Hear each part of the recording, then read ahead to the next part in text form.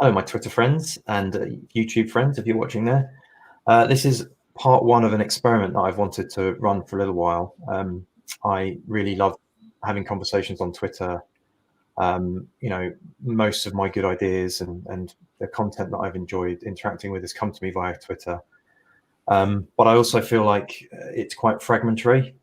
So what I wanted to do is try and have like a networked a conversational model that's networked like Twitter, potentially later indexed like Rome, where we can sort of have slightly longer form conversations and we can explore some topics in a bit more depth. I'm going to do those with guests as well. So joining me today, we've got Mark McCoy and Doug, and we're just going to dig into something that's on our mind at the moment, which is the difference between thinking about concepts individually and thinking about the connections between concepts. This is something that we've all been, doing some work on collectively with the adjacent. Doug's been talking about this quite a lot lately, which is his model of coherent evolution of organizations. And I think we've all landed in the same place that we can't afford to consider, in complex circumstances, we can't afford to consider concepts separate from each other. We have to also consider how those concepts relate to each other and affect each other.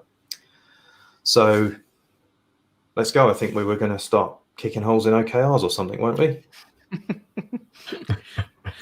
I think we're just seeing that OKRs is one of the latest and biggest fads we're seeing. And I guess fad in terms of something kind of trendy to do that everyone's looking at and everyone's reading about at the moment and picking it up. A bit like I guess Scrum has been for the last sort of 10 years. It has felt a little bit like a fad in some organizations where it comes in, they do it for 2 years and then they stop talking about it. And I imagine that's going to happen to OKRs as well. And I think one of the key reasons for these things becoming fad-like in organizations is because people don't think about their whole context, how they're going to affect their organization. They don't really understand how to implement them well. They often don't bring in great specialist help and don't think about the interplay of OKRs or Agile or DevOps or, Matt and Manuel's work on team topologies. They don't really understand them in great depth and the way that they're going to affect the whole system before they go and apply them. And I think we're seeing that with OKRs at the moment. Yeah, and just to even sort of deepen that a little bit more, the intent behind the tool as well. Like for me, the most important takeaway for OKRs, which many people miss, is Andy Grove's saying of first let chaos reign and then reign in chaos. Right? Most people way over-index on the reigning in chaos bit, and when you're in a chaotic environment, a chaotic situation, that's a hiding to nothing anyway. So I think there's a theme underlying all of those tools, Doug, that we try and smooth out what is an inherently unsmooth environment, and I just don't think that really works. Yeah, I think we all know that if we're following a bit of Dave Snowden and a bit of complexity thinking, that the goal nowadays in these complex human value streams and human organizations where everyone's doing knowledge work together and trying to collaborate to create something amazing together, that we can't predict the outcome of any intervention we do. We've got to kind of go, okay, let's try something, but let's put lots of context around it and be sure it's something worth trying and that we've got enough evidence that backs us to give it a go. And then let's watch it and let's measure it and let's get some leading indicators to know whether it's going in the right direction, and then pivot all the time. And so that probe, sense, respond model that Dave has taught us all over the last few years, we just seem to be avoiding it and going for like pre-prescribed patterns that someone else did in their organization. It worked in one place and everyone just wants to copy and paste it and they think it's going to work in their context. And I think we're breaking kind of one of the axioms when we do that, but it seems to be the tendency, right? So I'm curious because I think that like the pattern you were just speaking to, Doug, is sort of it almost doesn't matter whether we're talking about OKRs or any other framework or method or practice. The pattern of somebody taking it, misunderstanding it, trying to force it into their organization without an understanding of the potential impacts it might have, is a pattern that we've been seeing, we're going to continue to see. So like I'm curious to hear, before we just entirely throw OKRs under the bus, like what's been your experience with how OKRs can be used well? So assume sort of they've been applied in a probe, sense, respond way, appropriately contextualized to an organization. When and in what form are OKRs useful? Wow. Well, going for the jugular. So there's so much to talk about there, but the fundamental is if you're picking up OKRs, then you're picking up a practice or a method or a methodology or something along those lines. I'm not quite sure exactly what word to use to describe it. Sure. And it is and you're not picking up a principle. Yeah, you're not picking up an axiom of psychology or an axiom of sociology or flow efficiency or maths or something and applying it to your organization. You're picking up a prescribed method. And that's a problem in it right down there because it's obviously not contextualized to your organization. So now you have to interpret that method or that practice into your organization.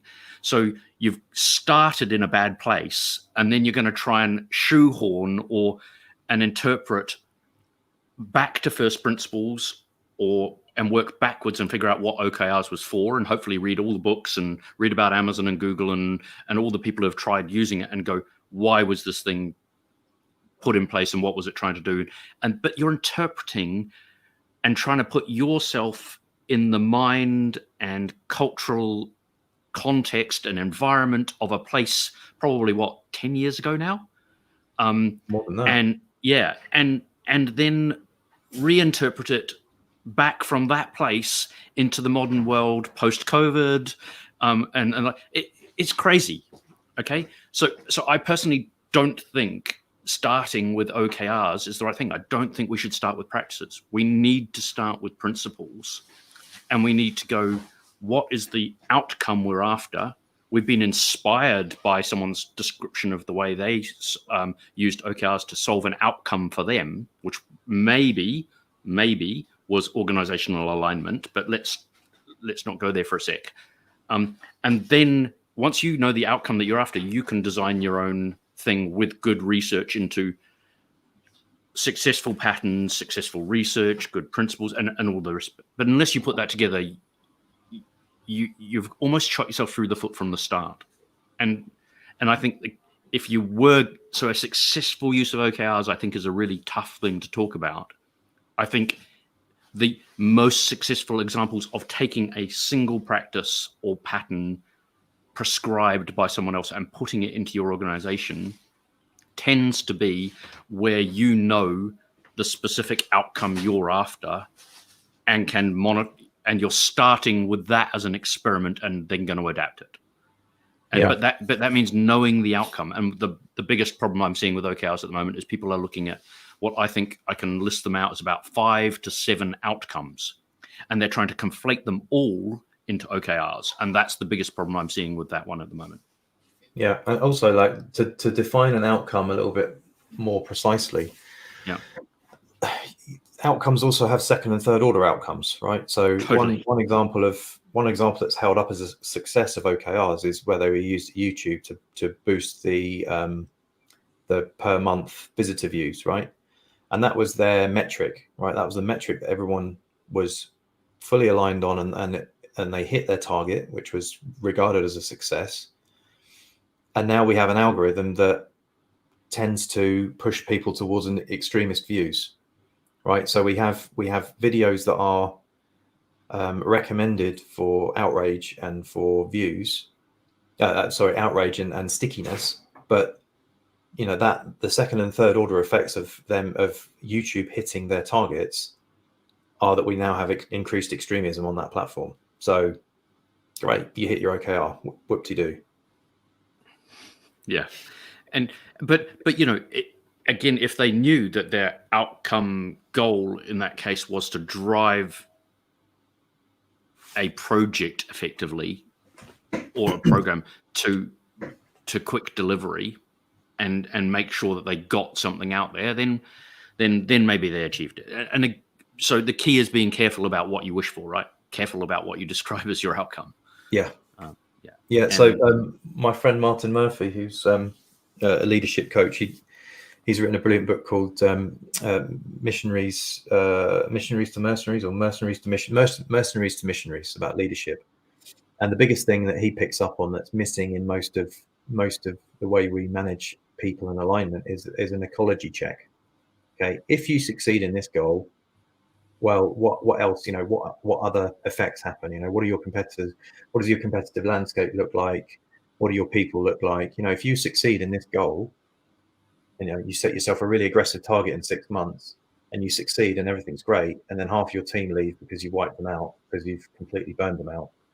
Well, great. Okay. Yeah, totally. And now you're starting to do some causal thinking and some systems thinking, right? But I think we should all be learning those skills.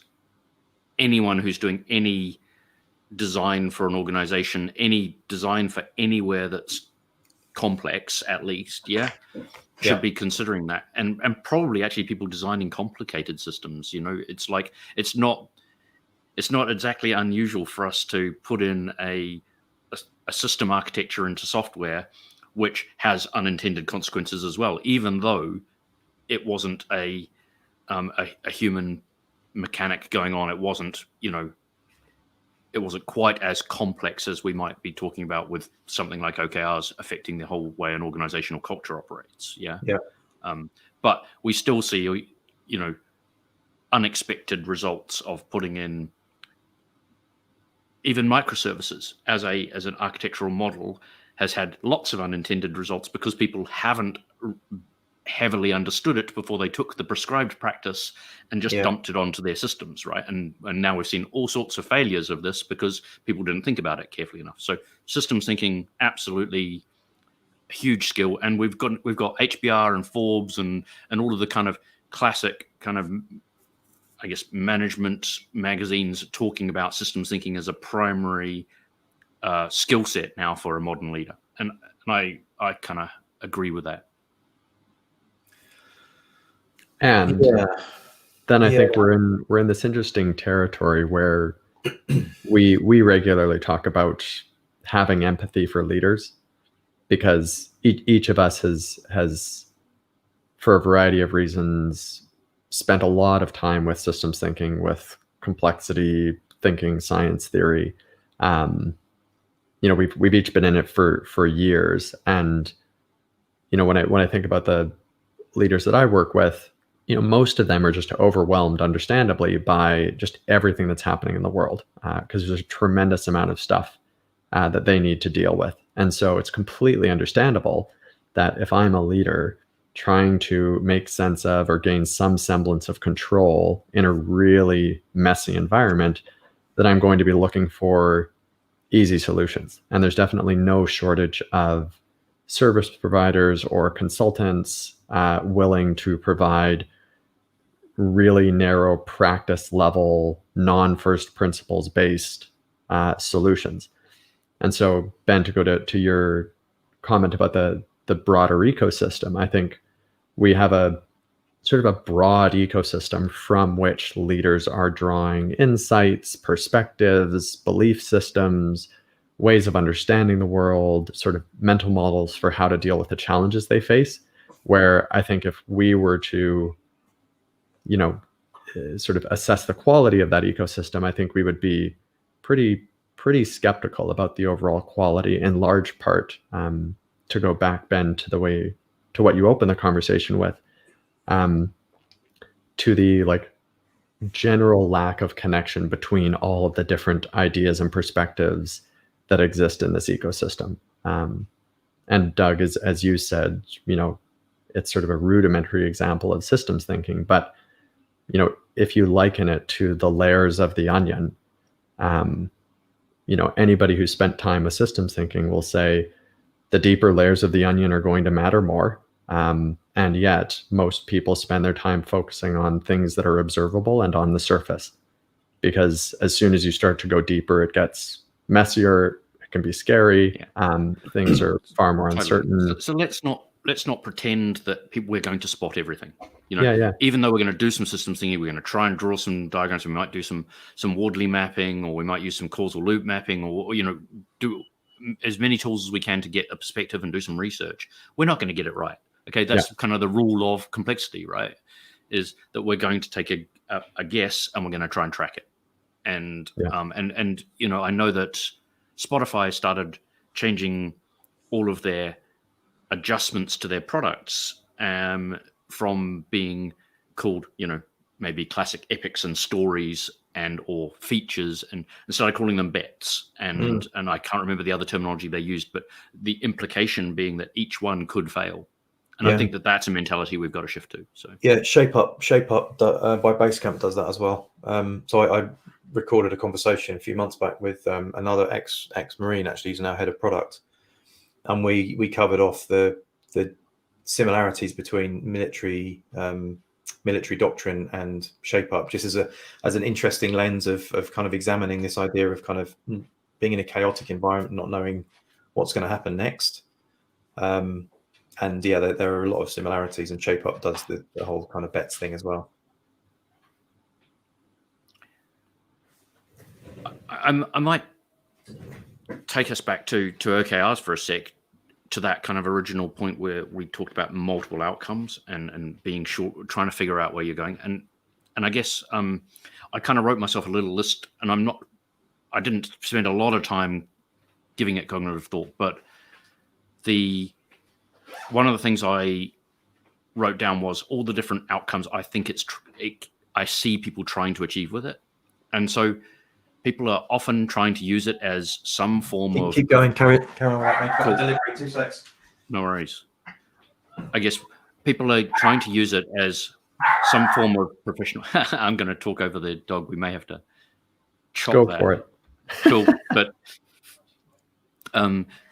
professional development. So they're looking at whether or not someone's achieving inside the organization, and whether or not they should be promoted, and help them learn new skills. Often that was part of the Google one, was ways in which people might stretch themselves, and a way of putting learning outcomes in there for themselves. They're using it some people are using it for performance management, and that's the way that you get assessed, and that's how you get your bonus, or that's how you find out whether or not you're going to get, rewards at the end of the year. Some people are using it as alignment, and when they say alignment, it's often getting used to prioritize work. So, sorry, Ben, I'll just quickly say the first two things. So one, professional development. So people are using it as a way to say, this is a way you can learn, and you can put your own personal kind of growth goals inside it. Some people, one of the next one was performance management. So some people, it's actually the way you get assessed against your bonus, or I picked up on that. So it's now your incentivization system. And so you've already conflated your personal growth and your incentives and bonus for the year, your income. So that's a really bad start, just conflating those two things. Then they're also using it for prioritization and alignment through the organization. So so now you've got a whole system that's incentivization, personal growth, and prioritization for the organization. And sometimes the prioritization is in OKRs, and then there's the story prioritization and the backlog prioritization and the iteration prioritization going through, say, something like SAFe or whatever, and they're competing. So you've now got two competing prioritization mechanisms through the organization. You're getting work measurement. So people are using it as the KPI measure, or the final outcome measure. Like, did we hit 70% growth in sales and stuff? So you've got your end value stream measurement built into it. And some people are using it to assign work out. So rather than using a Kanban or a backlog or a some agile method like that, or even a classic old PMO model, they're now using it. This is how you get assigned work. Effectively, it's your quarterly OKR is your work assignment for the, and so all of these things, when you try and tie them all together, people are competing in their brains, even unconsciously competing in their brains as to which one matters more to me, my income or the priority order that I'm told by my product owner. And if those things are fighting, then it blows up in your face. And that's what I'm seeing the most happen with OKRs. Yeah. And I think there's a sort of meta point there as well, isn't there? It's not that we're just sort of picking on OKRs in particular.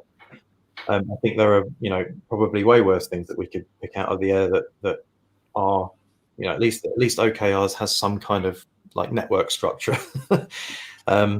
But it's this idea that you can just implement something and it doesn't have any kind of knock-on effects or any kind of other effects on the system.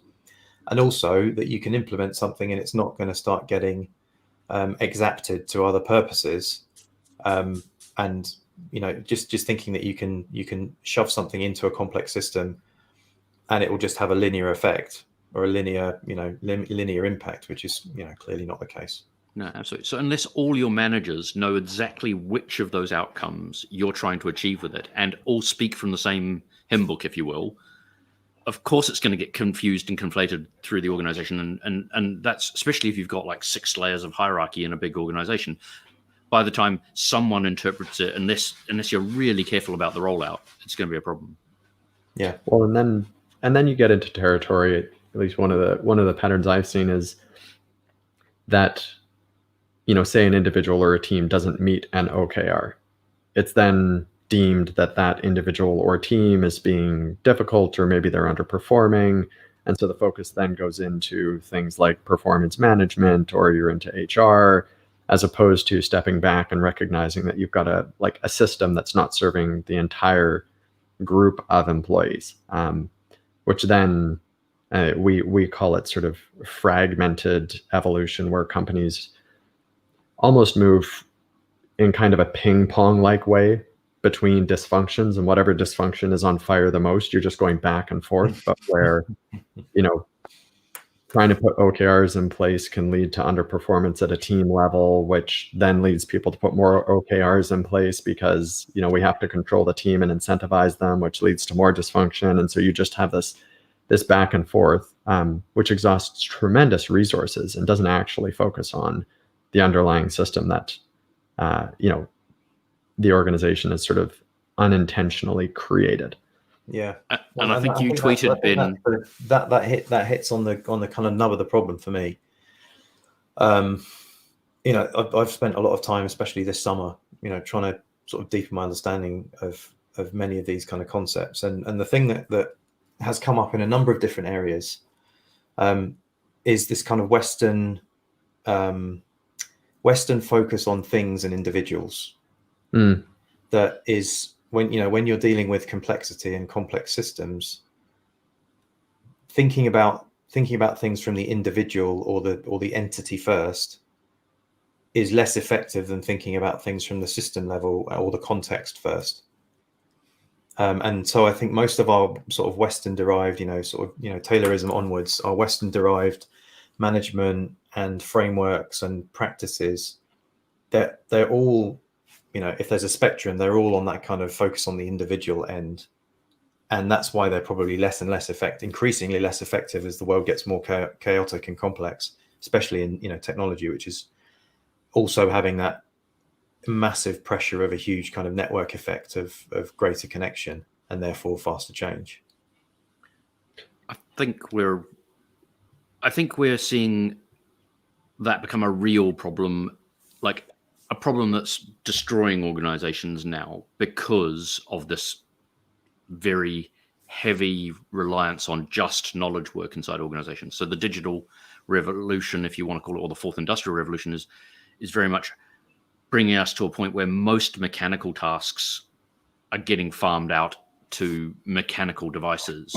And so now most things we want to do to value add as an organization that a human being is doing involve a whole bunch of other human beings and a whole bunch of specialists or knowledge workers working together to achieve that result. And that's, whereas I think, if we look at the amount of mechanical work being done by human beings 50 years ago, the Taylorist kind of industrial revolution model kind of worked a little bit when, someone was writing out the bank ledger by hand and adding that to that and then putting it into another ledger, and it was all very mechanical. So we're seeing the acceleration of that right now, particularly the last 10 years in a big way. You were tweeting about the individual OKR situation, which is kind of a nice match between OKRs and that individualist thinking today. Is that right, Ben? Yeah, I came across a comment, throwaway comment from somewhere that said, we use OKRs to, it's the classic and almost the worst dysfunction of OKRs is because you can break OKRs down or compose them together. People somehow think that to linearly do that, so you end up with a kind of tree of goals in a company is the right way to use them. And when you take that to its extreme, it's like, okay, now you break it down to the individual level, and then now the individual's got goals. Yay, we're all done. And it kind of misses the whole point of, I don't know. I guess for me, the whole point of OKRs is to set direction and alignment, and to clearly communicate what the most important thing to focus on is. And that's the principle underlying it, right? It's that we're all in chaotic environments, set the direction and set the kind of the big goal that you want everyone to align towards. That's the real thing. It's not make sure that you've got everything broken down so that you've got almost like a waterfall plan of the next quarter, which is, I think, how they tend to get used. Obviously, that's going to compete with any kind of product management and product breakdown that you have. And I think that's one of the big things you have to answer as an organization before you go anywhere with OKRs is, if you're going to try and do alignment through OKRs, what does product management doing? Because you want people aligned and caring about their customer and their domain and the product that they're building.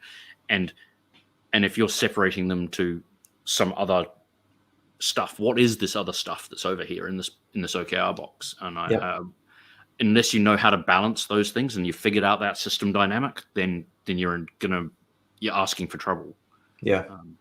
But you're right. When it gets to the individual and you've now got two people in a team who are meant to be collaborating, incentivized by different goals.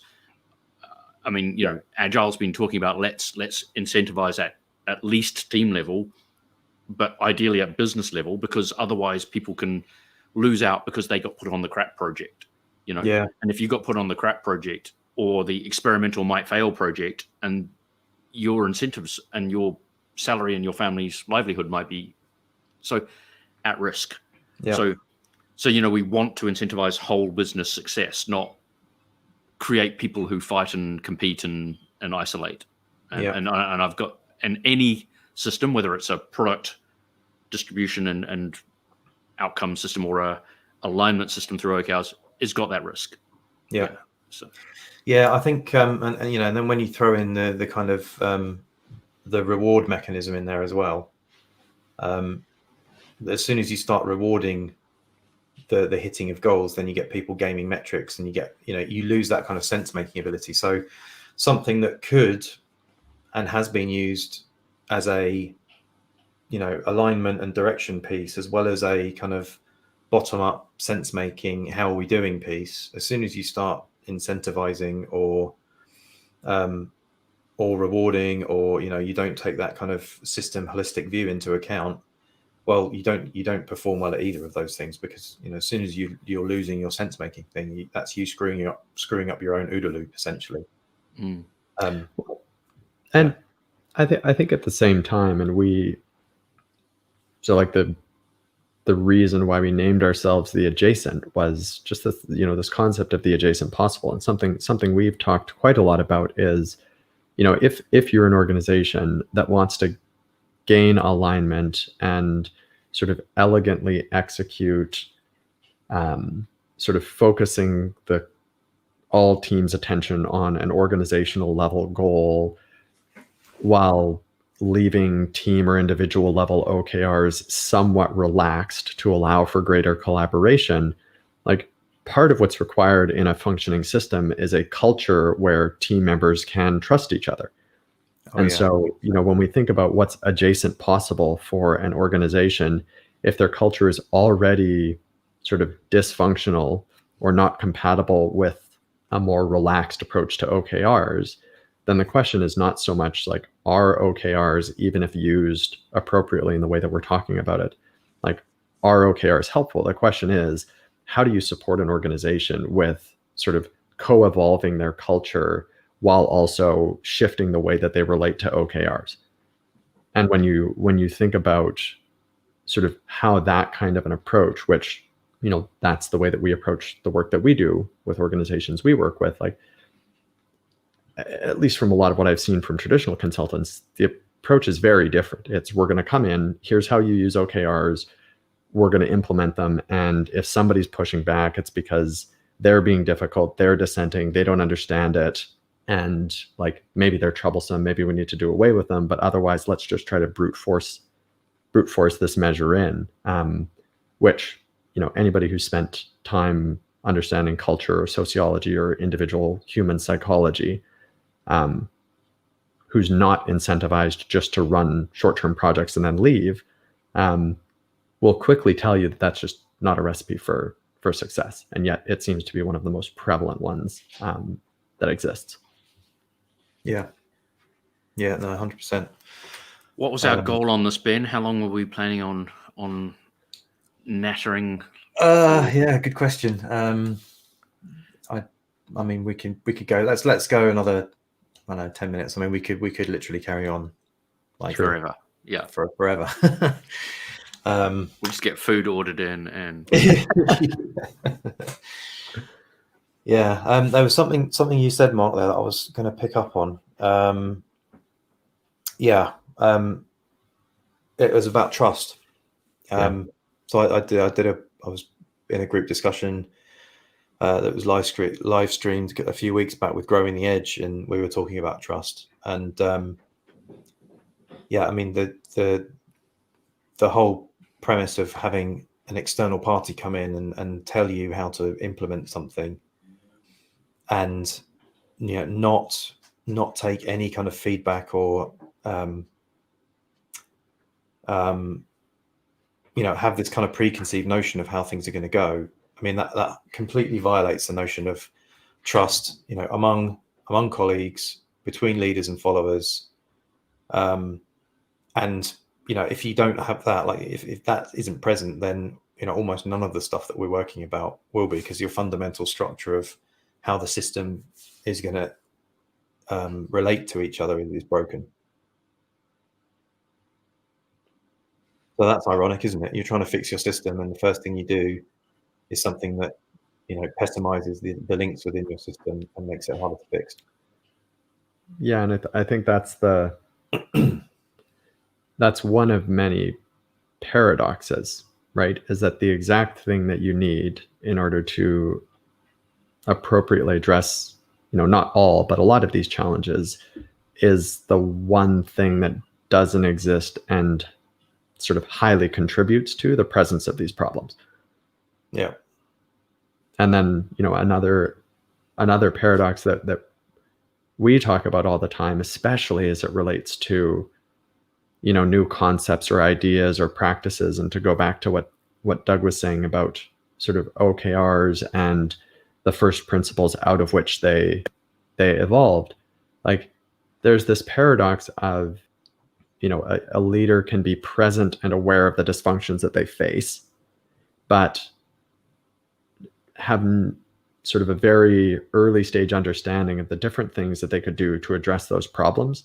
And the paradox is, you need to know enough about different ways of addressing a problem in order to address it. But how do you then gain that knowledge? So through that lens, I think there's definitely usefulness in bringing in external parties who have that knowledge, who are closer to different ways of thinking, who can take an objective view on an organization. And then you're in territory where it's, really a question of how do you bring in an external party that you trust and that, is not just incentivized to drop something that's prepackaged and walk away, while balancing sort of the impacts of trust internally on an organization. And that's hard. And that's I just wanted to pick up on that actually, because I think there's an important point there that, if you're embedded within a system, i.e. you're an employee of a company or an organization, you're necessarily focusing your efforts on that system, into that system, making that system better. That's what you're employed to do. That's what you're being paid for. But within the system, you only have so much information. Like there's always value in having an external perspective, especially if that external perspective comes with a whole different way of thinking about things. So it is the case, I think, especially as companies get more complex, and to Doug's point, 50 years ago, if you took a manager from one factory and put him into another factory, it'd probably be pretty effective, even if it was sort of 10 years down the line. Like that 10 years of experience would be useful. I think it's probably fair to say now, if you built a company 10, 15 years ago and it was incredibly successful, and you wanted to build a hyper-growth startup starting from now, your mental models about what's possible, what's the right way to do things, what's the right way to organize, where should you hire people from, all of that stuff, that whole ecosystem has just shifted so much.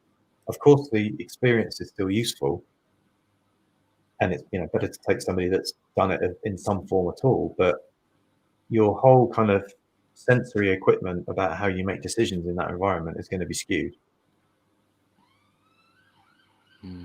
Yeah, very, very much. And it was something I've been thinking quite a lot about goes back to the conversation that you and Doug were having about Taylorism, and how it's not just sort of Western civilization and Taylorism that have sort of rooted us in this very cause and effect mindset. Like there's something deeply human and intuitive about sort of engaging with the world in a very cause and effect way.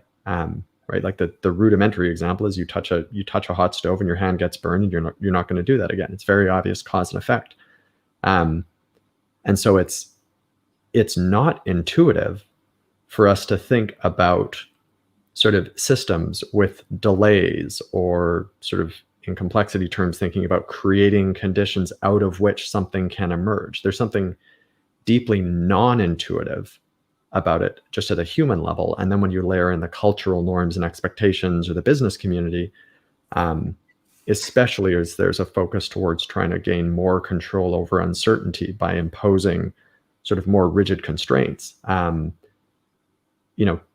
to not engage in the world in this sort of cause and effect way, it's just deeply non-intuitive and can be really uncomfortable. So I think that's another challenge that that I think we're collectively going to have to work with. So that management model now of a manager that understands systems thinking and can get a broad picture of the whole and start to piece things together, I think is quite a shift. Yeah. For most managers. I get that. And I think one of the things we need to say is that part of the game then is not pretending like we're going to have, as a manager or a leader, every bit of knowledge we need in our head. Yeah. And that no one person or one organization even that we might bring in is probably going to have all of that as well. That if you are going to put together a team to look at the whole of your organization and design a major change initiative of some form, or a major improvement initiative with an outcome in mind, then you're probably going to need to bring a diverse group of specialists and experts together to look at that with you, and then you're going to be the making the holistic decision in the middle, and that bringing that group together is hard, because most consultancies are set up to either bring one specialism, or they're set up to bring you one pattern, and the way procurement happens even nowadays, you go and tell your procurement and your commercial people, oh, by the way, I want to bring in 5 different people from 5 different organizations and put them in a team on a joint outcome. How do I contract that legally and stuff? It becomes almost impossible. Yeah. And we're seeing a lot of organizations struggle with, how do I nuance my procurement model even to be able to get that expertise to be able to look at something? And they generally want to sign one contract with one big organization whose problem it will be. And we're going to have to break that mold to be able to deal with these situations properly. Yeah, that's a tricky one. I am tempted. Go on, Mark. Sorry.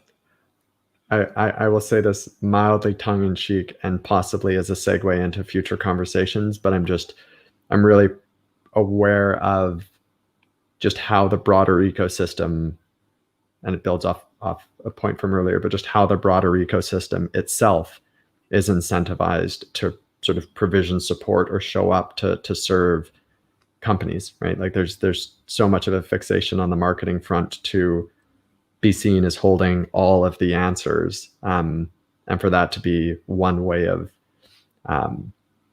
being viable in a commercial sense and generating enough business. And yet it's completely counterproductive to what you just described, Doug. Even if a company had the right sort of ways of contracting multiple providers to bring services together, how many providers could actually collaborate given their own incentive structures? So again, we've got a fractal like relationship. Anyway, I think there's definitely a conversation to pick up again another day there. And I also think one of the things to pick up another day is this trust, and it segues into the psychological safety movement. And for me, psychological safety has become popularized since one organization popularized a practice model. And again, we go back to that beginning situation around OKRs. And I think that the key for people is to think about what are the fundamental principles, what was the research that led people there, what was the environment that was suitable to. And there's back to the same design a coherent evolution with some good systems thinking. So yeah.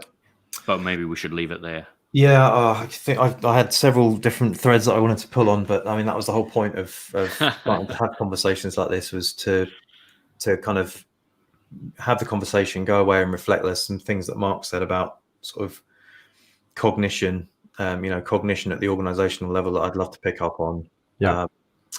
Cool. Yeah. So, but let's indeed leave it here for now and reconvene another time and maybe pick up on either trust or cognition or ecosystems or something else that comes up in the interim.